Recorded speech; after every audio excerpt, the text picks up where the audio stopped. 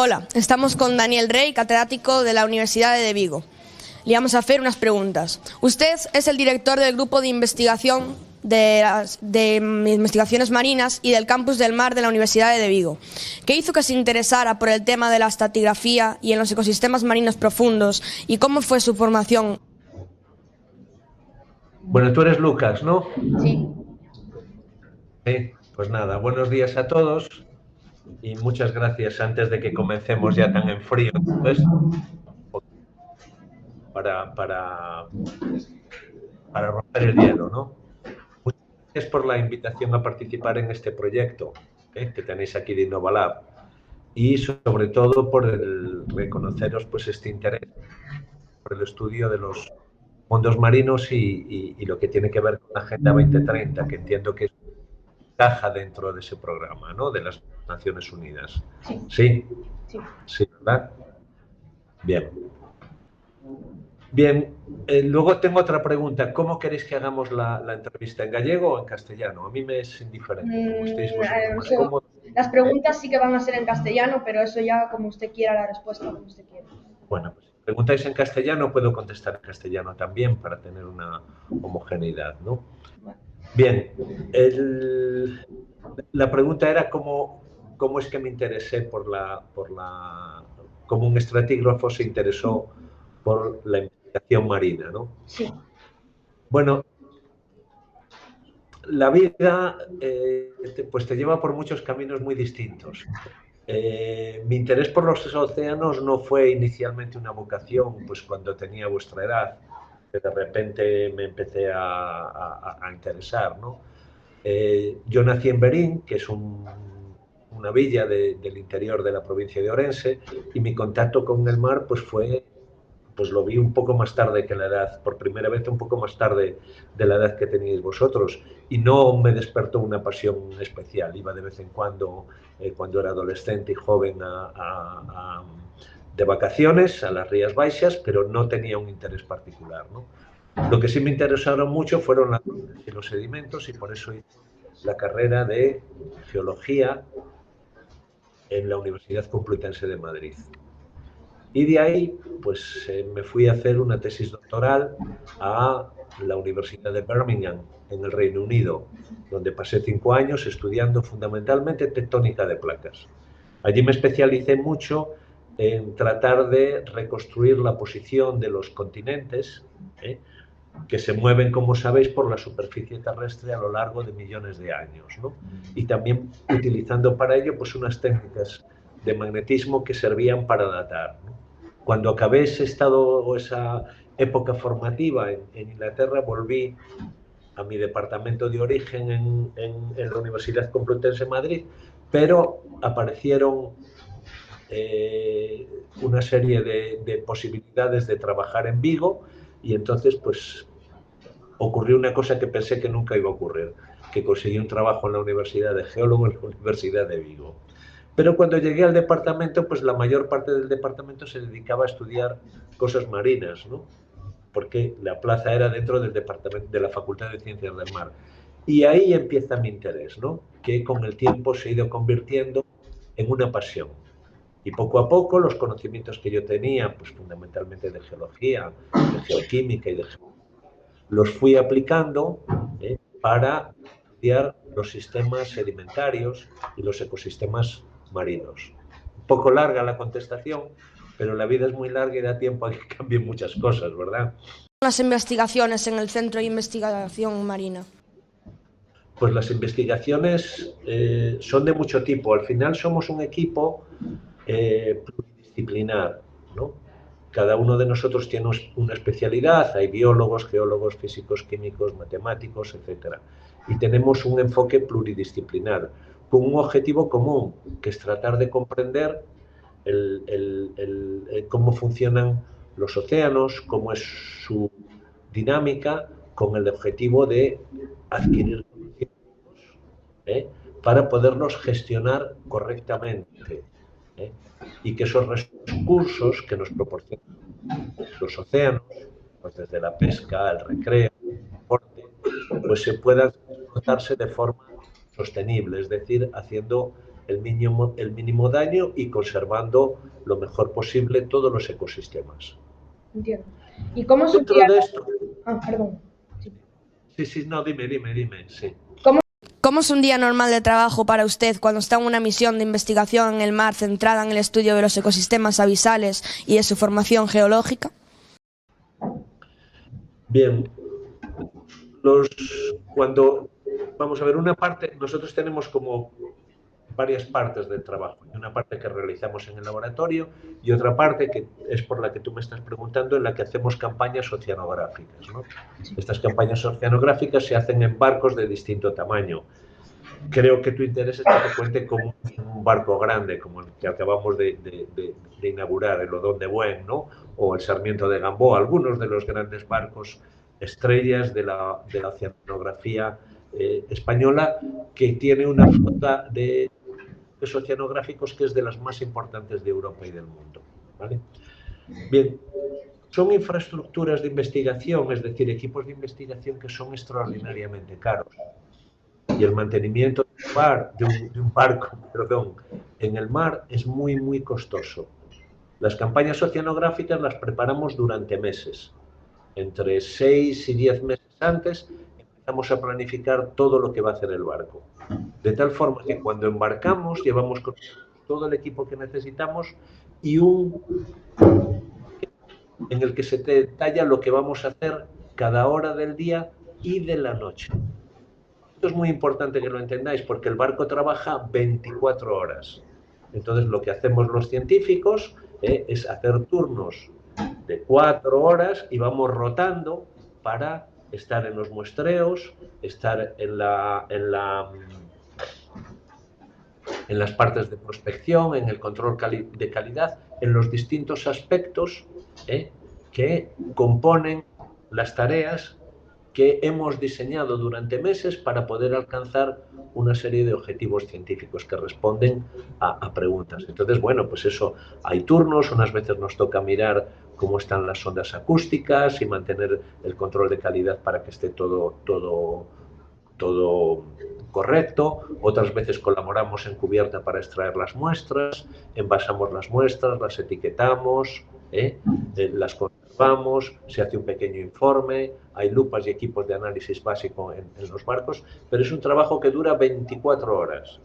Las campañas suelen ser de 2 a 6 u 8 semanas y es un tiempo en el que está todo el mundo trabajando en el barco. Es una época muy bonita porque estamos todos muy centrados y focalizados sin ninguna tarea administrativa, solo centrados en investigar. ¿Y qué elementos tecnológicos son los más peligrosos en los fondos submarinos al realizar experimentos y qué consecuencias pueden tener sobre los ecosistemas submarinos? Vamos a ver, lo que me preguntas es si hacemos daño o dejamos huella en el océano cuando estamos trabajando con él, ¿no? No, son los elementos tecnológicos que son más peligrosos en esos fondos submarinos. Claro. Vamos a ver, lo que usamos son una serie de equipos de muestreo y de prospección. Por ejemplo, para saber la profundidad, pues enviamos unos pulsos acústicos, pues unos sonidos que tenemos en el agua. A veces, para poder llegar a profundidades muy grandes, necesitamos que ese sonido sea muy fuerte. Y esos sonidos, por ejemplo, pues molestan a los grandes mamíferos. ¿De acuerdo? Como por ejemplo las ballenas, los delfines, se ven afectados. Entonces hay un protocolo muy concreto, esto es un ejemplo de las muchas cosas que hacemos. Hay un protocolo muy concreto cuando hay el avistamiento, que ocurre muchas veces de cetáceos, ¿entendéis el término cetáceos, no? Delfines o ballenas de distinto tipo. Entonces, cuando se avista una, cuando alguien ve alguna a bordo, y siempre hay radares, hay cosas que nos permiten determinarlo, hay que parar automáticamente el envío de estos pulsos acústicos. Y espera a que no se la vea más o se vea más a esos organismos. Y entonces hacemos lo que es un arranque suave, con el objetivo de espantarlos un poco para que se vayan de la zona donde estamos trabajando. Aún así, por ejemplo en España, hay zonas en las que no se puede trabajar de esta forma, es decir, en las que no podemos hacer prospección acústica porque se consideran santuarios naturales, zonas de reproducción y cría de muchos de estos organismos. Esto es un ejemplo que hacemos con los cetáceos, pero hay muchos otros protocolos para tratar de preservar y hacer el mínimo impacto en los ecosistemas que estamos estudiando o en los sedimentos y rocas que tratamos de extraer del fondo. Pero siempre que hacemos un estudio tenemos una interacción con el medio y siempre lo impactamos, siempre dejamos alguna huella. ¿Vale? A veces se nos pierden equipos, tened en cuenta que el mar es muy hostil y esos equipos, con todos sus tóxicos y no tóxicos, pues acaban en el fondo del mar. ¿De acuerdo? A veces los mismos equipos se convierten en arrecifes, donde pueden fijarse determinados organismos y acaban colonizándolos y al final se convierten en una cosa que facilita el incremento de la biodiversidad. ¿Vale? O sea, ahí hay un poco ambivalente. Hola. En cuanto nos referimos a ecosistemas submarinos, a las fosas abisales, ¿cuáles son los más contaminados y por qué?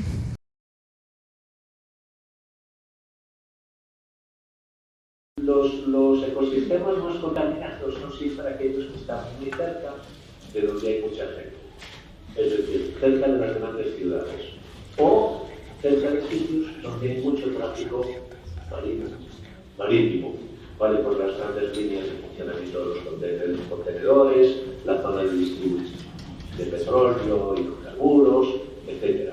Las zonas por donde van los fruteros, todas esas zonas y las zonas próximas a las grandes ciudades, que son las que contienen los grandes puertos, son las zonas generalmente las más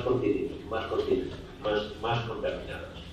Pero la realidad es que la contaminación alcanza todas las partes del océano. El océano es uno, es un gran sistema acuático que está interconectado completamente. Hay corrientes que circulan, hay una interacción muy grande con la atmósfera y todo eso hace que todo lo que ponemos en el océano acabe distribuyéndose. Se han encontrado bolsas de basura y plásticos de caramelos en la profundidad de las Marianas, de la fosa de las Marianas, a 10.000 metros de profundidad. Es un sistema que integra y distribuye todo lo que pone dentro, ¿no? Incluso, como hablaba antes con Lucas, atendiendo a su pregunta, pues tenemos estas expediciones científicas que también vamos dejando algún rastro, ¿no? Pero esa interacción es necesaria para poder conocerlo y tiene más beneficios que daños, sobre todo, bueno, con los científicos, como te puedes imaginar, en general, somos bastante considerados y tratamos de que nuestra interacción con el medio marino sea lo más suave y lo menos perniciosa profunda. Vale. La contaminación del planeta aumenta cada vez más y nos centramos mayoritariamente en la atmósfera y en la superficie del mar. ¿Cuáles son los efectos de contaminar las fosas abisales? Bien, volvemos a preguntas como te imaginas, tiene mucho que ver con las que decías antes, ¿no?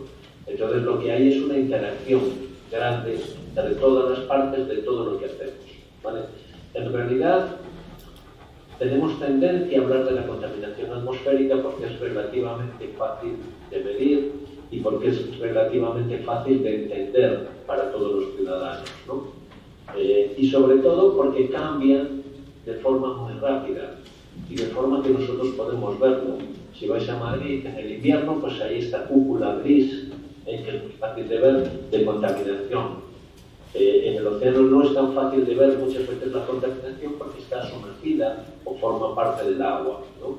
Pero en realidad todos los sistemas de la Tierra, la biosfera, la hidrosfera, la litosfera, la litosfera y la atmósfera, interaccionan entre sí como un único sistema.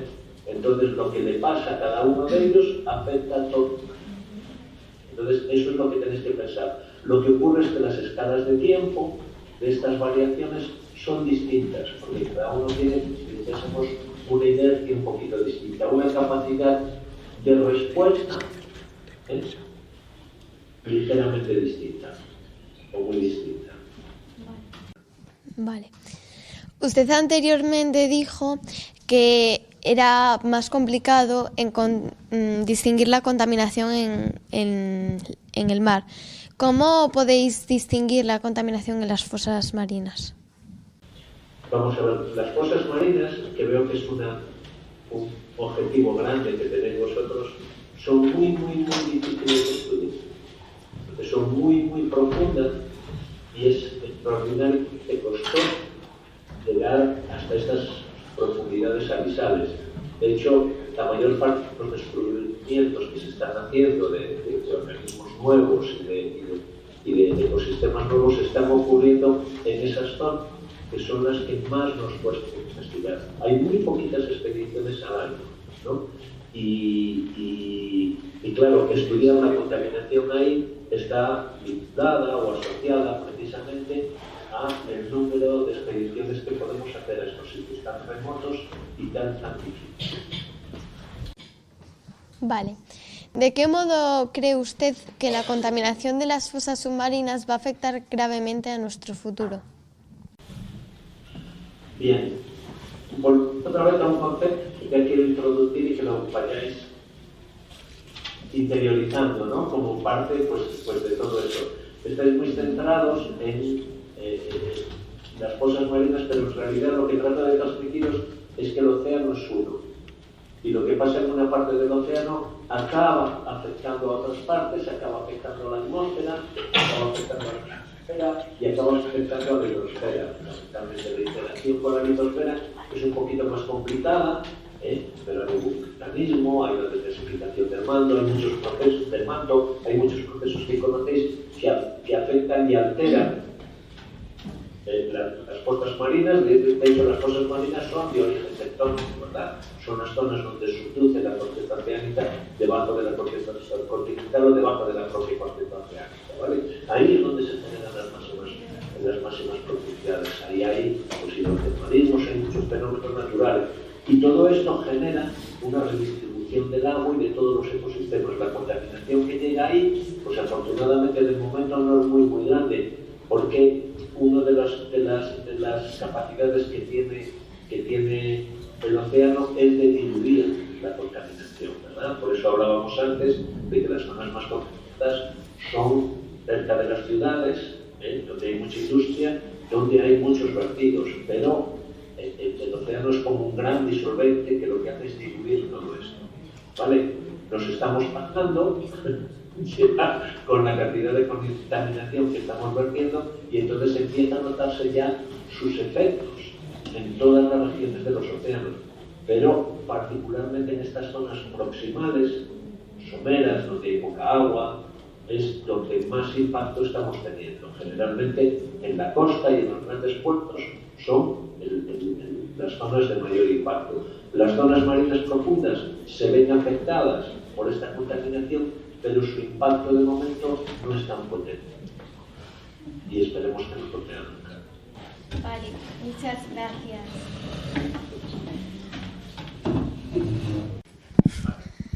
Usted es catedrático de estratigrafía. ¿Qué nos puede indicar las rocas y los sedimentos de los fondos marinos sobre los ecosistemas de las profundidades? Bien, vamos a ver, los sedimentos, como sabes, son una serie de capas de materiales que se generan como consecuencia de la alteración, cuando las rocas y los materiales más antiguos de la Tierra se exponen a la alteración física, como química, como biológica, y entonces se deshacen y se convierten en otras formas minerales que son más estables que las que se formaron, ¿no? Estos se transportan y acaban todos en los océanos generalmente, o a veces en cuencas interiores, ¿no? Pero en general acaban en los océanos, ¿vale? Y entonces lo que se van es generando una serie de capas que se van apilando unas encima de otras, ¿no? El proceso de alteración, de transporte y de sedimentación depende mucho del clima, por ejemplo, y depende mucho del tiempo. Entonces, como consecuencia de esto, la forma en la que se incorporan estos sedimentos pues es muy diferente en cada momento. Y a partir de la historia que nos cuentan, podemos reconstruir lo que ha ocurrido en los distintos ecosistemas. Por ejemplo, vamos a poner un ejemplo. Si ahora sacamos ¿sabéis lo que es un testigo? Taladramos el fondo marino aquí frente a Vigo, donde estoy yo, igual a 2000 metros de profundidad, y sacamos un testigo de los últimos millones de años, una cosa que llama mucho la atención es que hay cambios de sedimentación, del tipo de sedimento, que dependen de los cambios climáticos. Por ejemplo, se ven muy fácilmente las glaciaciones. Y una cosa que nos llama mucho la atención es que encontramos granitos de arena que vienen de América, en concreto de Canadá. Entonces, esos granitos de arena que vienen en Canadá, siempre nos preguntamos, ¿cómo han sido transportados hasta aquí? Bueno, pues han sido transportados hasta aquí en los periodos de cuando se acaban las glaciaciones, ¿verdad? Os podéis imaginar, pues toda Europa envuelta en un casquete polar y fundida con América, y entonces llega un momento en que ese casquete se rompe, y entonces se rompe y el hielo se empieza a fundir. Y todas las morrenas de todos esos glaciares que hay distribuidos acaban formando parte de los icebergs que entran en el océano y empiezan a fundirse. Y las corrientes marinas los van llevando de una parte a otra. Entonces aquí, hace 18.000 años, por ejemplo, cuando se acabó la última glaciación, el nivel del mar era mucho más bajo porque el agua estaba contenida en los continentes helados, entonces era 120 metros más bajo. Y por ejemplo aquí en Galicia la costa estaba a 20 kilómetros de donde la ves ahora, a 20 kilómetros de las Islas Cíes, por ejemplo, o de Ons y Onza. Y había una planicie muy grande, seca, atravesada por ríos que venían de las distintas rías, y esos ríos desembocaban en el mar en un acantilado. Y si te asomabas a ese acantilado, lo que veías era el mar con una especie completamente lleno y pleno de icebergs que nos estaban llegando de Canadá y de Estados Unidos, y que según se iban fundiendo, iban dejando este rastro de arenas que estaban formadas por rocas que no existen en Europa. ¿De acuerdo? Entonces, todos estos cambios nos permiten reconstruir que ha habido momentos en que hacía mucho frío, había otros momentos más cálidos en que el hielo se funde y va dejando distintos tipos de huellas en el sedimento que luego nos sirven para reconstruirlo. Además, los organismos que viven en la columna de agua, cuando se mueren, estos organismos son o están habituados a vivir y reproducirse en unas condiciones climáticas y de salinidad concretas. Cuando estas condiciones cambian, el tipo de organismo que encontramos es distinto. Entonces, los ecosistemas en cada ciclo climático están formados por distintas asociaciones o distintos organismos que forman esos ecosistemas, ¿no? Aparte de la propia evolución, que como sabéis tiene lugar en la propia evolución biológica, en la nosotros somos producto de ella, pues tiene lugar a lo largo del tiempo. Si cogemos sedimentos de hace 1 millón de años, pues no hay rastros de actividad humana. Si los cogemos de hace 30, sí. Entonces veis cómo van dejando un impacto. En cuanto al clima, ¿de qué modo influyen las condiciones de los fondos marinos en el clima y cómo afecta a los ecosistemas abisales? Vamos a ver, el clima tiene un papel muy importante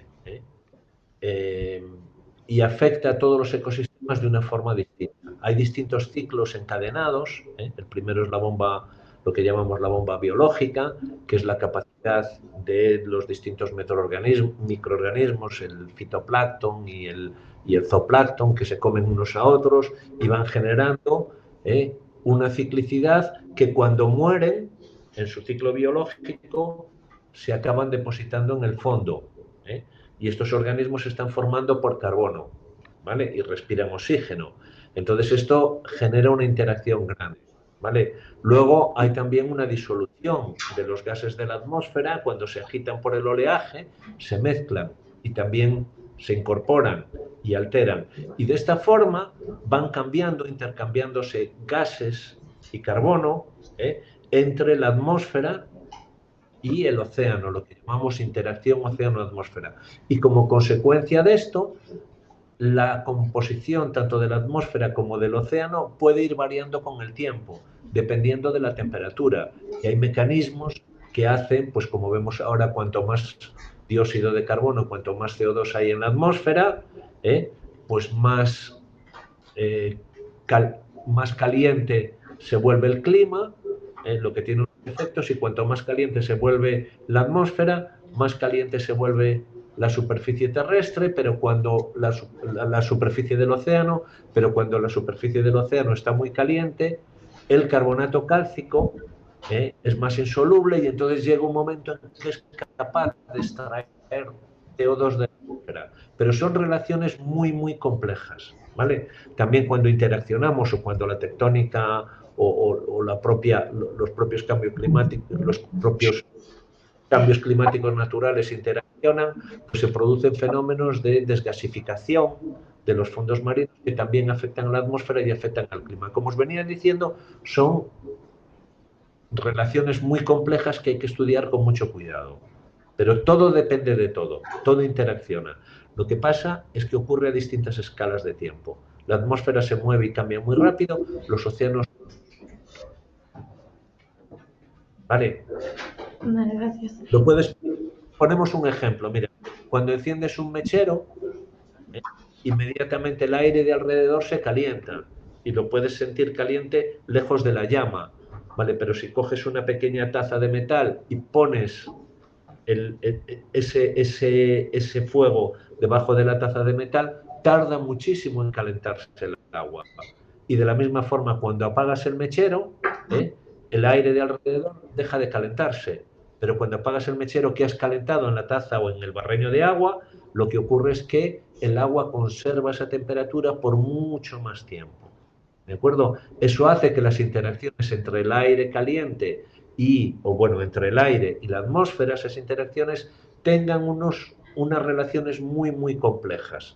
Ahora, en este momento, el océano está absorbiendo gran parte del calor que estamos generando los seres humanos vertiendo CO2. ¿Vale? Pero hay un límite. Llegará un momento en que ya no sea capaz de absorber más calor y cambie muchísimo. En cuanto a los sedimentos, ¿cómo influyen las profundidades de las fosas abisales, como por ejemplo las de las Marianas? Bueno, los sedimentos de las fosas de las Marianas no son exactamente europeos. Yo os comenté que sedimentos que tenemos aquí en Galicia vienen de Canadá, ¿vale? Los sedimentos de las fosas de las Marianas es posible que haya algún componente europeo, porque todas las corrientes están circulando, balan todos los océanos, pero son fundamentalmente sedimentos del Océano Pacífico. Anteriormente usted comentó que los sedimentos de las fosas de las Marianas son europeos. ¿Cómo llegaron hasta allí? Bueno, los sedimentos de las fosas de las Marianas no son exactamente europeos. Yo os comenté que sedimentos que tenemos aquí en Galicia vienen de Canadá, ¿vale? Los sedimentos de las fosas de las Marianas es posible que haya algún componente europeo, porque todas las corrientes están circulando, balan todos los océanos, pero son fundamentalmente sedimentos del Océano Pacífico. Buenos días, me llamo Nicolás.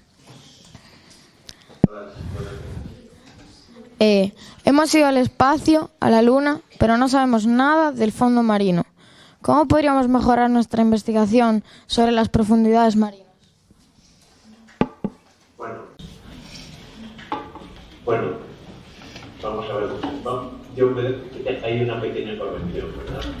No es que no sepamos nada de los fondos marinos, es que para ser algo que tenemos tan cerca de nosotros, sabemos mucho menos de algunas cosas, pues, por ejemplo, sabemos más de la topografía de Marte, el relieve de Marte, que el relieve de los fondos marinos, sobre todo de las zonas más profundas. Yo aquí le doy vuelta a la pregunta, ¿verdad? Y hay una cuestión fundamental, es que es más fácil tener información sobre la superficie de Marte que sobre los fondos del océano, porque el espacio exterior y la superficie de Marte son mucho menos agresivos que los océanos. Los océanos son un fluido de alta densidad, que es el agua, que está cargado, es una especie de sopa de productos químicos, que cuando metes algo, está cargado de iones, reacciona de forma muy lenta. Y entonces lo de iones, los especiales.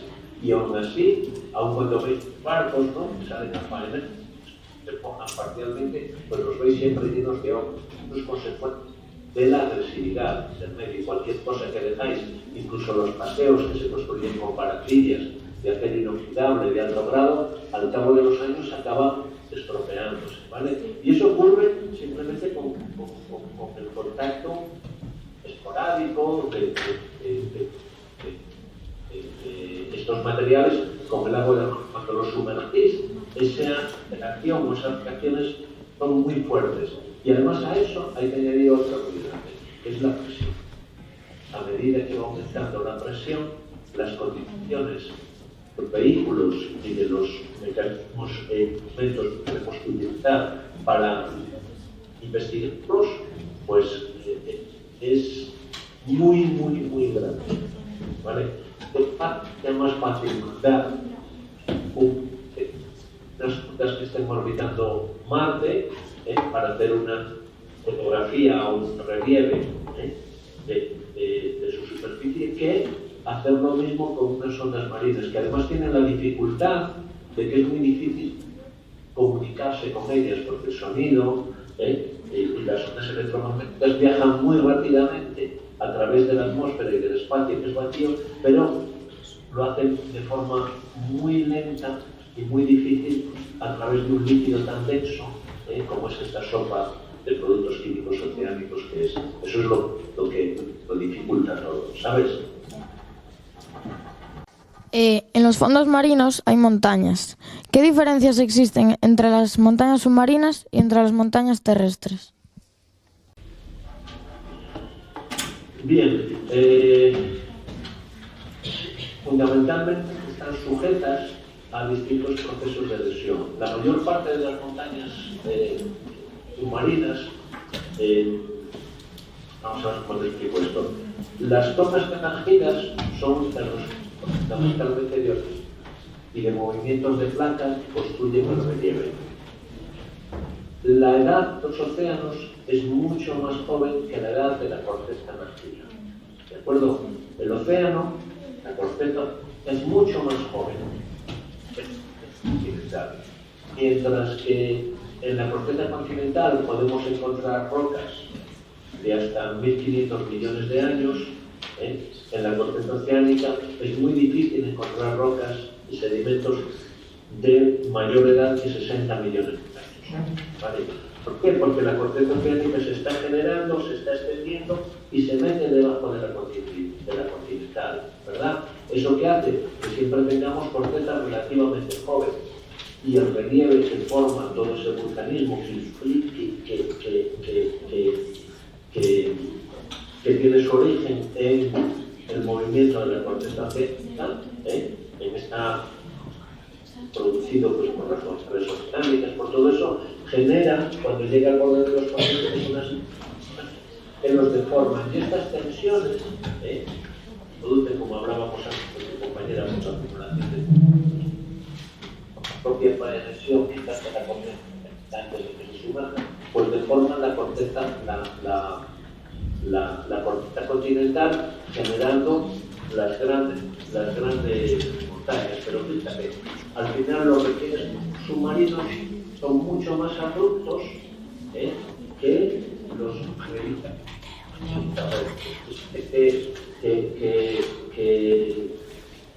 El Everest tiene 8.000 metros de altitud y la Fosa de las Marianas tiene 12.000 metros. Eso es doble. ¿De acuerdo? Mientras que la altitud media de la superficie de la Tierra, creo recordar que es de 500 metros, la profundidad media de los océanos es de 2.800. Lo que te idea de las diferencias es mucho más abrupto, aunque es más joven, el relieve submarino que el relieve terrestre. Otra cosa muy importante es mantener los océanos limpios. Pero ¿cómo limpiarlos a esas profundidades y qué debemos hacer para evitar contaminarlos de ahora en adelante? Bueno, fundamentalmente lo que podemos hacer, aparte de que haya algunas medidas, como vivimos aquí, y bueno, vosotros os acordaréis, cuando naufragó un petrolero aquí y nos manchó todas las costas de petróleo, aparte de las acciones que se puedan tomar de limpieza, sobre todo, lo más importante de todo es la prevención. Es decir, la capacidad que tengamos para ordenar todos los espacios marítimo-terrestres de tal forma que seamos capaces de contener los vertidos. Es decir, reciclar el plástico, reciclar el aceite, depositarlo en aquellos lugares en los que sabemos que va a haber una recogida importante, tener un control para que no lleve. Todos hemos visto los mercadillos esos que nos gustan de verano, y aunque tú hagas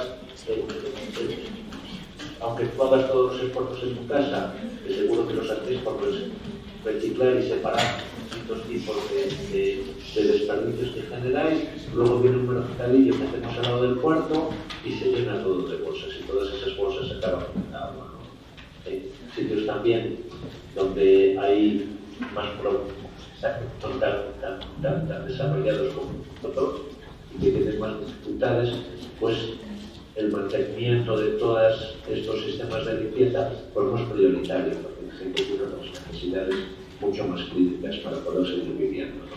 Pero, en esencia, lo fundamental es la prevención y el control de la contaminación de agua.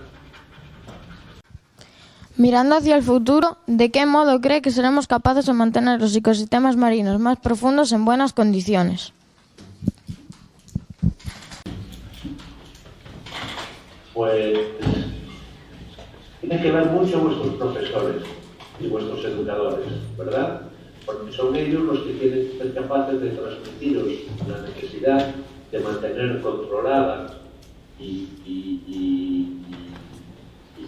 que las actividades que desarrollemos tengamos conciencia de que hay que hacer todo lo posible para que no dañe al medio ambiente. Entonces, programas como los que conocéis, de Naciones Unidas, la década de los océanos, los procesos o los programas, por ejemplo, de alfabetización oceánica, que os tratan de transmitir a vosotros y a todos los ciudadanos de todas las edades cómo funcionan los océanos, cuál es su importancia, qué servicios tomamos de los océanos, cómo podemos preservarlos, cómo es este tipo de interacción, conocer eso en profundidad, implantarlo, para que luego los políticos, cuando vosotros seáis mayores y lleguéis, algunos de vosotros llegaréis a puestos de decisión importantes, pues tengáis la información necesaria como para conocer cuál es la naturaleza de la interacción entre el hombre y el efecto y el océano, actividades, y cómo que esa relación, hacer que esa relación sea algo, ¿no?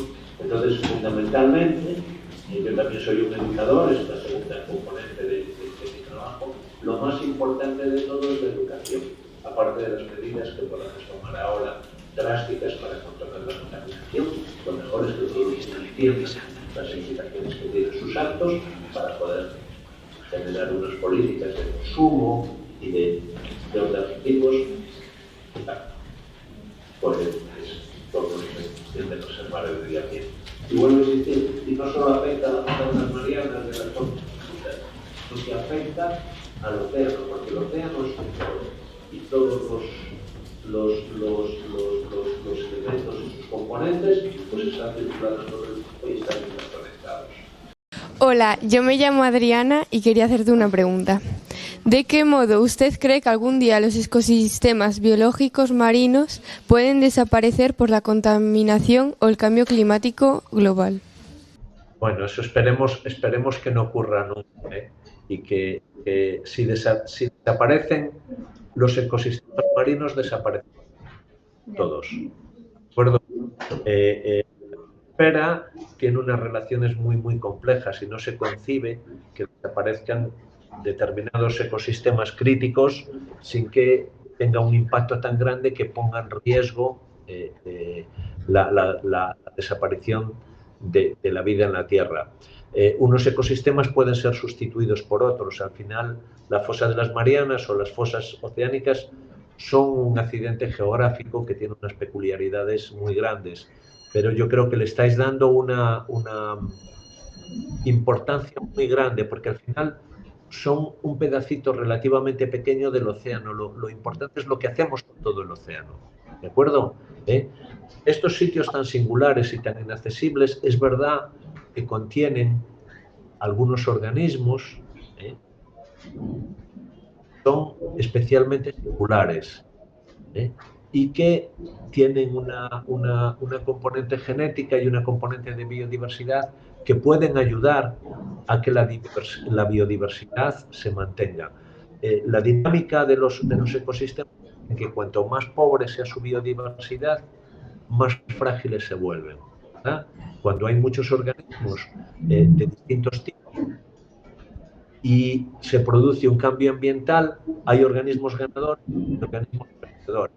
Pero si el ecosistema es formado por organismos que están muy especializados y hay un cambio en el sistema que afecta únicamente a esa especialización, entonces ese organismo, esos grupos de organismos aparecen y ponen en riesgo todo el ecosistema. ¿Esto lo entendéis bien? Sí. ¿Sabes? Cuanto más organismos de distinto tipo haya y haya más biodiversidad, más fácil es absorber los cambios, porque siempre habrá organismos que se adapten bien a esas condiciones. Si hay muy poquitos organismos muy especializados, el riesgo de que un cambio ambiental dañe de forma irreparable ese ecosistema es muy grande.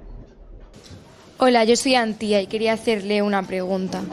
¿De qué modo piensa usted que un plástico que cae en la orilla y de qué modo podría llegar a afectar al ecosistema abisal? Bien, vamos a ver, cuando un plástico cae en la orilla, entonces empiezan a pasar muchas cosas. La primera es que comienza a degradarse, lo degrada la luz, pero se le empiezan a pegar cosas, ¿verdad?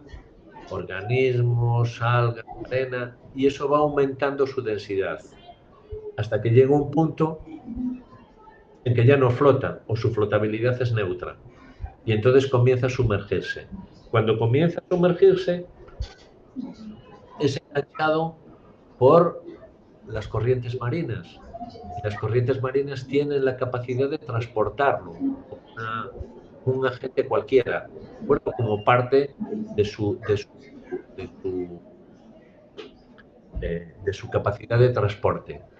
Las corrientes marinas están formadas por agua de distintas densidades.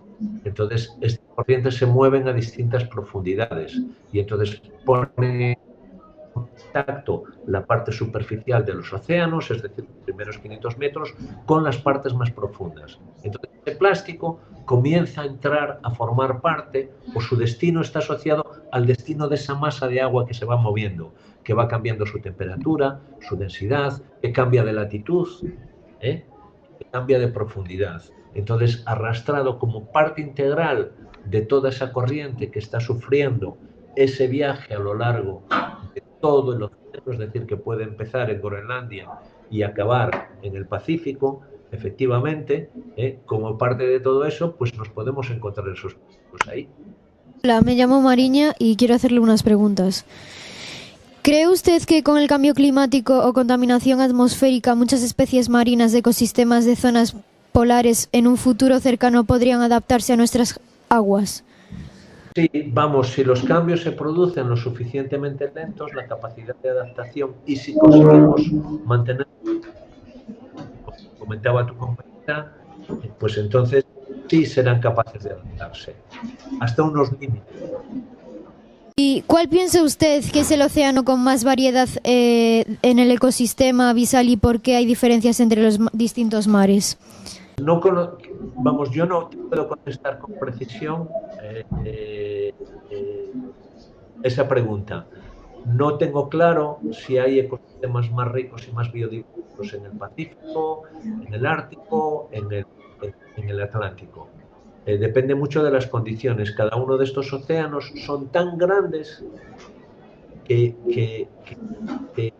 tantas situaciones distintas de condiciones ambientales que muy posiblemente, aunque concretamente las especies que hay, los ecosistemas que hay son diferentes, la biodiversidad sea semejante a todos. Buenos días, me llamo Unai y le voy a hacer una pregunta. Usted al principio comentó que había basura, contaminación en las profundidades de las fosas de las Marianas, concretamente a 10.000 metros. ¿Cómo puede aguantar esa presión, esa contaminación, esa basura, y cómo puede afectar esta a su desaparición? Vamos a ver, cuando naturalmente esa basura soporta la presión porque es confinante y porque es un sólido, en realidad. Nuestro problema, cuando hablamos de que esa presión es muy potente, bueno, lo primero es que si está ahí es que es capaz de aguantar esa presión, para empezar, ¿no? Son hechos observables, ¿no? Cuando hablamos de las dificultades de presión... Se quedó. Hola. Hola. Sondas y seres humanos ahí, es que tienen que estar en condiciones en las que puedan vivir, ¿de acuerdo? La complejidad de un organismo vivo o de un equipo electrónico muy avanzado es muy diferente a la de un trozo de plástico, ¿verdad? Entonces, eso es lo que dificulta todo. Claro, si tenemos que construir una esfera para bajarla y que aguante las enormes presiones, pues, y mantenga dentro de la esfera un ambiente en el que haya oxígeno, en el que uno pueda vivir, o que un instrumento o una cámara pueda funcionar, es una cosa. Otra cosa es que los distintos componentes y materiales de los que están hechos esa esfera y esa electrónica pueda sobrevivir aunque no funcione a esas profundidades, ¿de acuerdo? Es una cuestión de operatividad y de supervivencia. Muchas gracias. Hola, buenos días. Me llamo Eduardo y le voy a hacer concretamente 2 preguntas. La primera, ¿cómo se podría... en un futuro cercano, ¿cómo se podría bajar al fondo marino sin contaminarlo ni dejar rastro? Vamos a ver. Me estás hablando de investigación, ¿no? ¿Cómo podríamos bajar una sonda sin contaminar? Lo primero que tendríamos que definir es la contaminación, porque siempre que bajamos y ponemos en contacto dos sustancias van a interaccionar, ¿verdad? Cada vez que hemos bajado a la fosa de las Marianas hemos contaminado o liberado al medio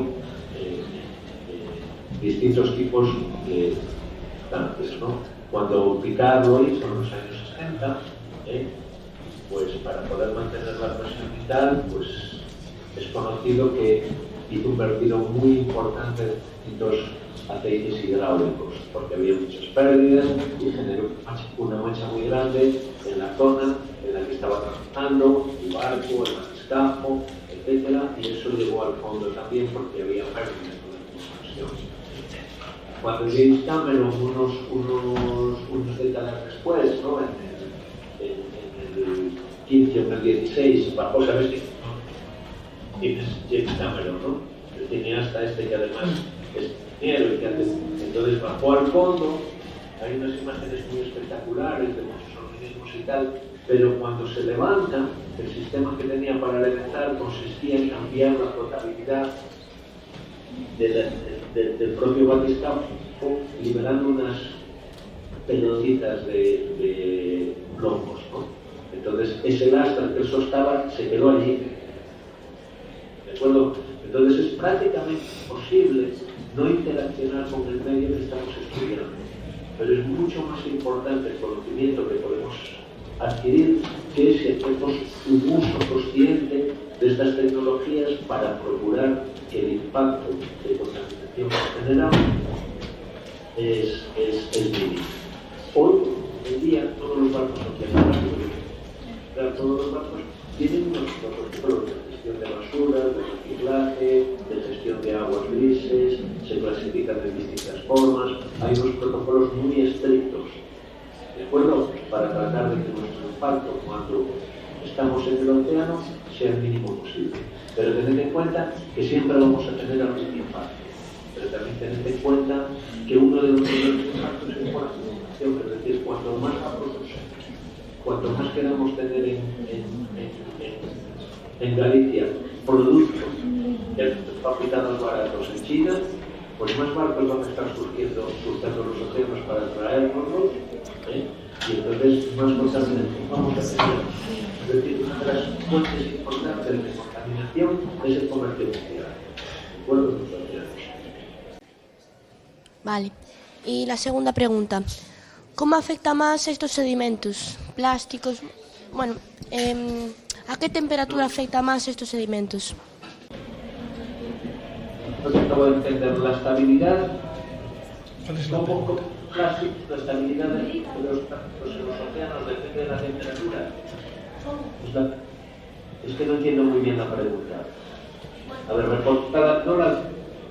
reformúlala. Sí. Vale. ¿Qué quieres preguntar? Rapidito. ¿Cómo afectan más estos plásticos? Bueno, ¿a qué temperatura afectan más estos plásticos al medio ambiente, al fondo marino? ¿Pero la temperatura del plástico o la temperatura del agua? La temperatura del agua. ¿Cómo la temperatura del agua afecta a la degradación de los plásticos? Sí. No tengo idea. Me imagino que a distintas temperaturas habrá distintas interacciones, pero no tengo ni idea. Me imagino que a mayor temperatura las reacciones están más aceleradas y se degradarán más rápido, y a menor, pero es una conjetura, no lo sé con certeza. Tendría que mirarlo. Mi nombre es Mateo y quiero preguntarle dos cosas. ¿Cómo bajan a profundidades de miles de metros y por qué es tan difícil bajar? Bueno, hablamos sobre todo de lo hostil que es el medio marino, ¿no? Primero, la profundidad, ¿no? La profundidad hace que cada vez haya más presión. ¿Tú buceas un poquito? ¿No? ¿Ni en la piscina juegas? Sí, vale, en la piscina, en la zona más profunda de la piscina, cuando tratas de tocar el fondo o la rejilla, ¿no notas una sensación extraña en los oídos? Ese es el efecto de la presión. Y seguro que en la piscina en la que tú te bañas no hay más de 3 metros en la zona más profunda, ¿verdad? No. Pues imagínate lo que son 10.000 metros de profundidad. Esa presión hace que tengamos que construir que sean cosas muy resistentes. Si os acordáis, hace un par de años hubo un accidente en un batiscafo que estaba investigando el Titanic. ¿Os acordáis? Que había un grupo de millonarios que bajaron en un batiscafo y el batiscafo tuvo un fallo e implosionó y aplastó a todos sus ocupantes, ¿no? Y eso que era una profundidad que no era muy grande todavía, eran como 3.000 metros. Si esto ocurre a profundidades de 10.000 metros en adelante, como es el caso de todas estas fosas, hace que sea muy difícil colocar instrumentos y a personas para que puedan trabajar allí. Una duda que tengo es la palabra implosionó, que muchas veces la he oído y no la entiendo. Implosionar, explotar, ¿sabes lo que es, no? Explotar, ¿sabes lo que es? ¿Qué ocurre cuando algo explota? Que se expande hacia afuera, ¿no? Implosionar es lo contrario, es cuando la presión es tan grande que colapsa hacia adentro. Vale, muchas gracias. ¿Vale? Bueno, muchísimas gracias. Muchísimas